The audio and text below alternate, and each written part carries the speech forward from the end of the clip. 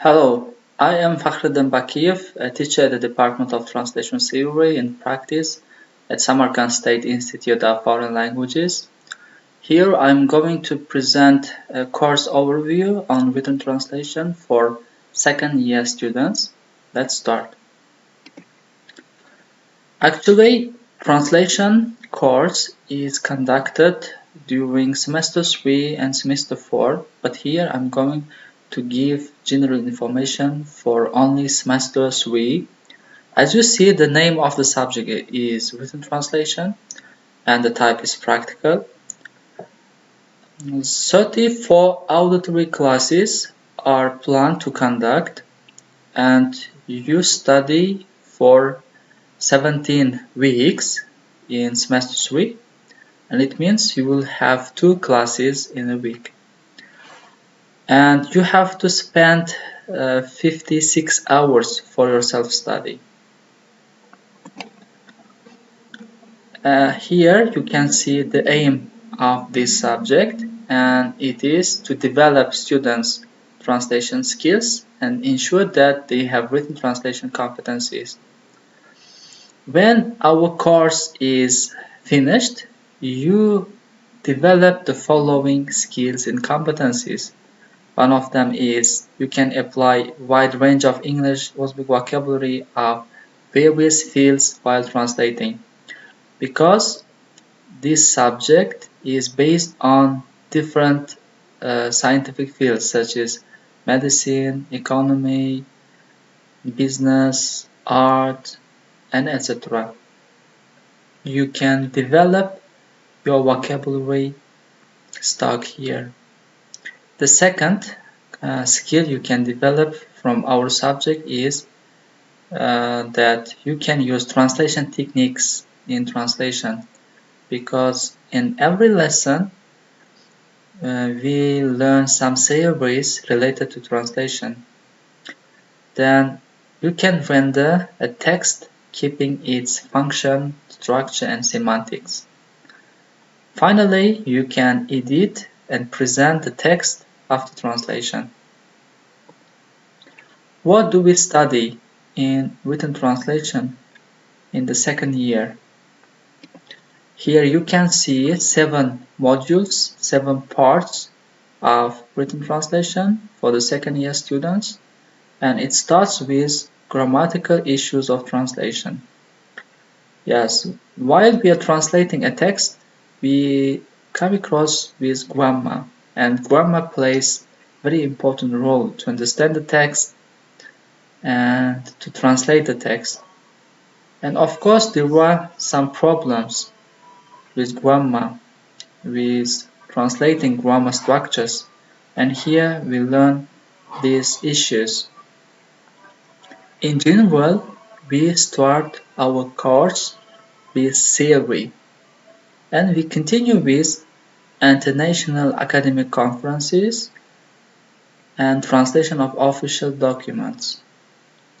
Actually, here these two topics are interconnected, and we learn translation of informative texts here.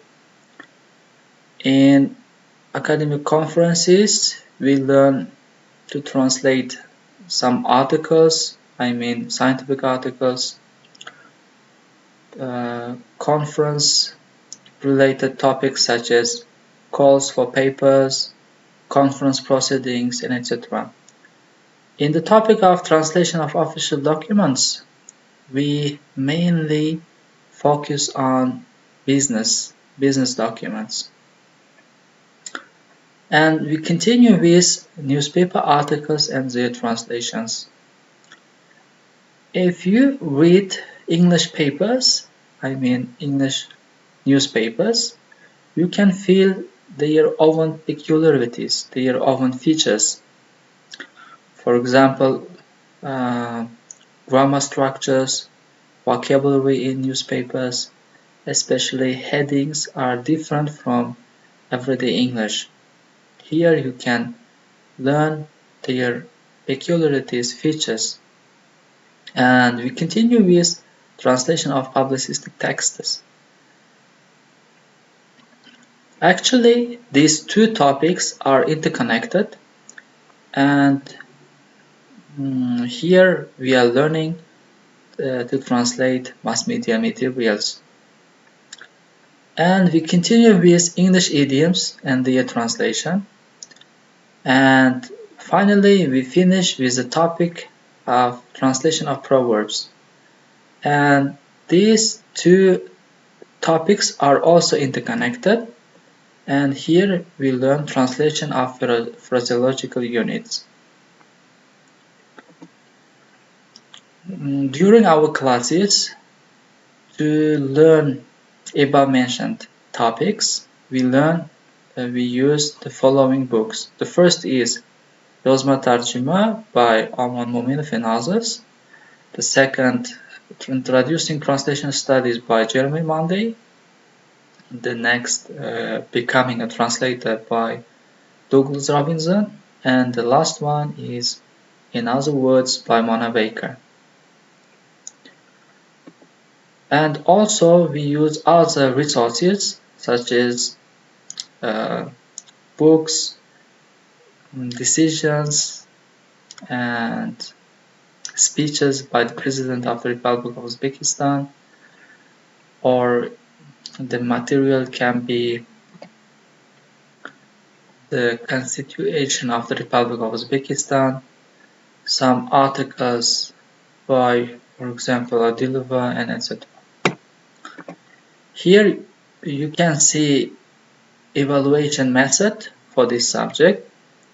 First, you have to get marks for your daily participation and for your independent work. It starts with 3, 4, and 5 if your work is excellent. When 60 and 70% of the course is finished, you can take middle exam. But in order to take middle exam, of course, you should have enough daily participation and independent work mark. I mean, you should enough mark for daily participation and independent work, at least 3. And after finishing successfully middle exam, when the course is finished, you can take final exam, and this exam is conducted by another teacher, and the mark for this subject is considered as your final mark for the whole subject.